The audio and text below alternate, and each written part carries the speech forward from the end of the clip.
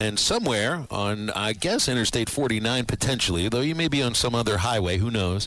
Grant Hall is on his way to Omaha from Fayetteville.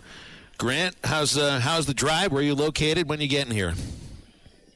Very nice, Bill. I just saw the 78 miles to Kansas City sign. You're right. I-49, a lot nicer trip than it used to be. You know, it's all interstate, and it's not raining, so that's good also.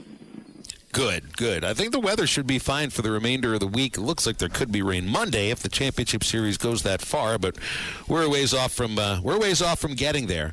I feel pretty good about today's game, though. We've already gone over the whole idea about LSU and their strength as their two top pitchers, and I don't think those guys will throw today.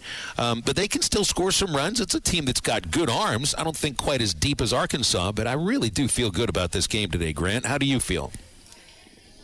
Yeah, I feel good about the whole thing and have all season. I knew I couldn't come up here to the second week, but felt pretty good about Arkansas beating these two teams that they've beaten now. And I was kind of hoping they would start hitting the ball, which they did last night. I mean, they got 10 hits. They hit kind of up and down the lineup, and it's not the outpouring. Maybe, I think some people thought they might score 10, 12 runs against Murray State or something, and that didn't happen. But instead, you had this historic game, which the whole country is still talking about, and you've had these great interviews. I mean, I thought the fact that Case Wood, the first thing he did was found his Arkansas and his uniform, that had a lot of resonance with a lot of Arkansas fans. And then, the interviews with Bryce Holmes, he's been all over he's now like a household name, right? The strength coach that Gage had, and drove all the way up there, and then I think he got back at 4 in the morning and slept 2 hours and got up and held a camp back in Arkansas, And so a lot of good stories, and I'm glad to see Vahiva hit the ball the way he did last night, homer triple. That'd be great to see him keep that up. And really, and Iredale got a couple of hits, which he'd been slumping a little bit. Yeah, there's this feeling that you needed, and this is why Arkansas is in the position that they're in, just being here in Omaha. Not everybody's going to be hot at every time. I mean, baseball's the kind of sport where the highs and the lows end up going together, and these guys appreciate that. But there's always been a couple of guys that have been going. As Dave will always say, we got to get this guy going. There's always been at least a couple guys that have been going. The thing that they need right now is somebody in the middle of the batting order to get going, because you're getting production from the top, Davalon and Aloy. You're getting stuff from the bottom, Robinette, Iredale, and Justin Thomas. Needing something in the middle. Maxwell, it was good to see his RBI double yesterday in a single. That's big. Helfrich, Kojal, and Cujillo. Because they're in the middle of the batting order, Grant. You know why? To drive in runs. Yeah, that's right. And of course, Kojal kind of carried them early in this NCAA playoffs. And then Cujillo got a hit last night. I mean, he's another guy that could really be a key if he can get going, too. So I think you're right. It's been interesting. I've heard a lot of I listened to Ty and Tommy this morning about the pitching possibilities, and they went through the whole Vital Shees, Parker Coyle, Dylan Carter. What do you think is going to be? Because Dave wasn't going to say. So what do you think they'll do tonight? Well, I think it's going to be Beidelshees. I think they're going to throw a lefty, and I think there's two reasons. I think, one, Beidelshees has started more games than anybody else outside of Wood and Root, and LSU's numbers against lefties are the worst in the SEC. They hit the second lowest batting average against SEC left-handed pitchers outside of Missouri. And look, they didn't knock Zach Root around the other day, not at all. So I'm fairly convinced they're going to stick to the idea of the left-handed numbers meaning something against LSU, because this late in the season, those numbers do mean something.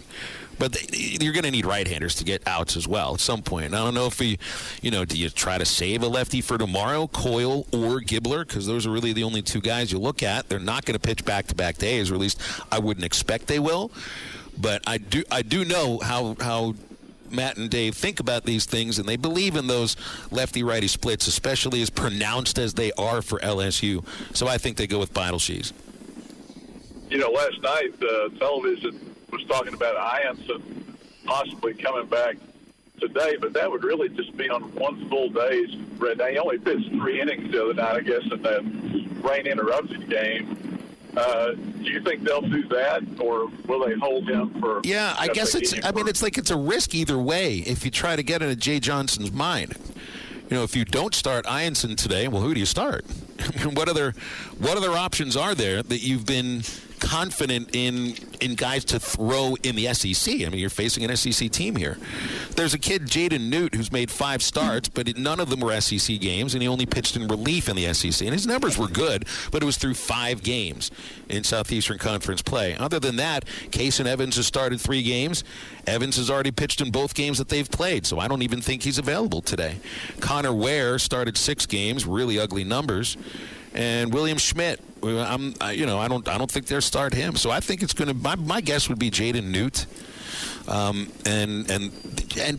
I don't think they throw Ianson today, because when you're in the driver's seat the way they are, you can still save somebody for tomorrow, and I think they'll try to save Ianson and Anderson.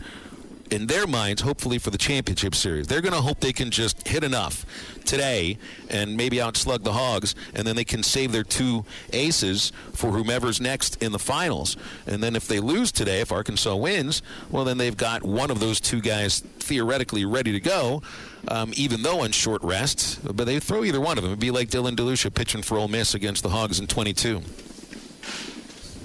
Phil, what would you say the crowd breakdown was between Arkansas and LSU fans in that first game? Who had more fans, I guess it's a little difficult to tell from the radio booth because I can't see in the concourse, under the press box building and the suites.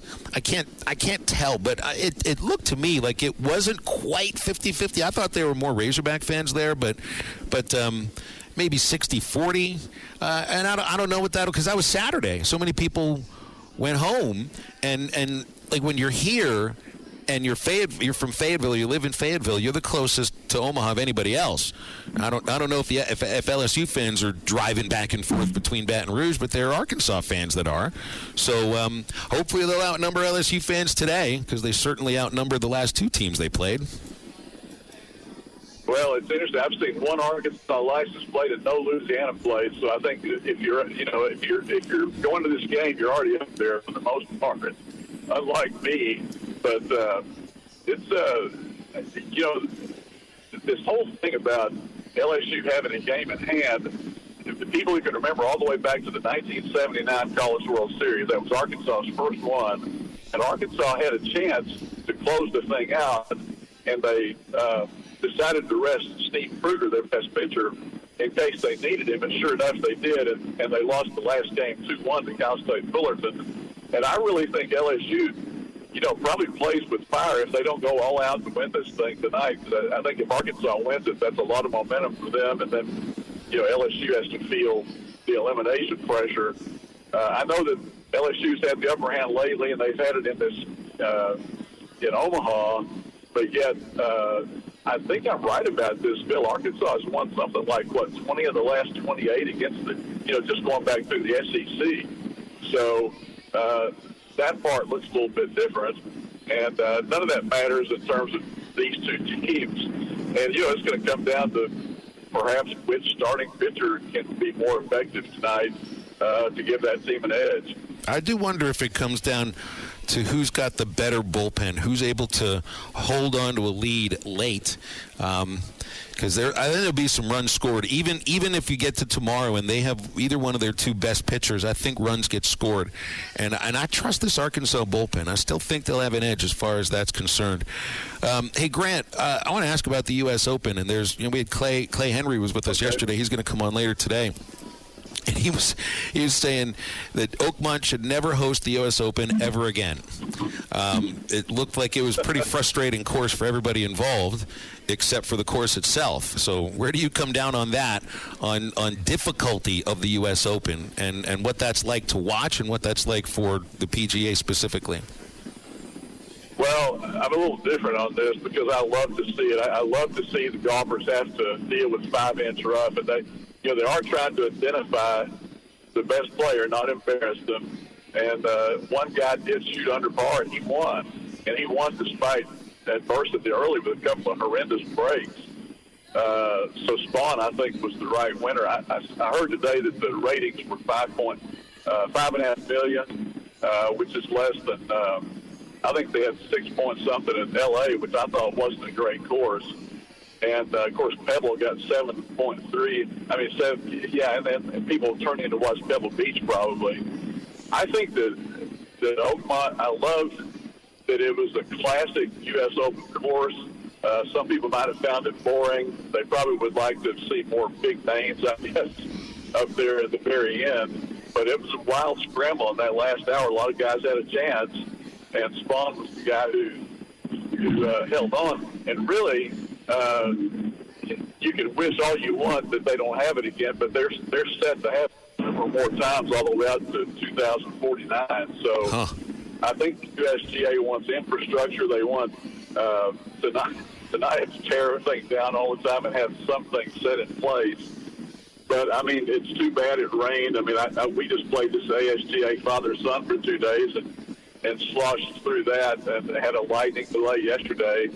So that, I don't know, but I do like Oakmont, even though it's not the most telegenic course. BetOnline is the world's most trusted betting platform and your #1 source for all your sports betting action. With baseball season in full swing, BetOnline has more ways to stay in on the action with the latest odds, news, scores, and even live in-game betting while the games are being played. We keep the dog days of summer rolling with the largest selection of odds on everything. With updated odds on the MLB, UFC, and boxing to tennis and NFL futures, BetOnline remains the best online source for all your sports wagering information. In between games, head over to the BetOnline Casino with all the top Vegas-style games, including poker and live casino. BetOnline, the game starts here.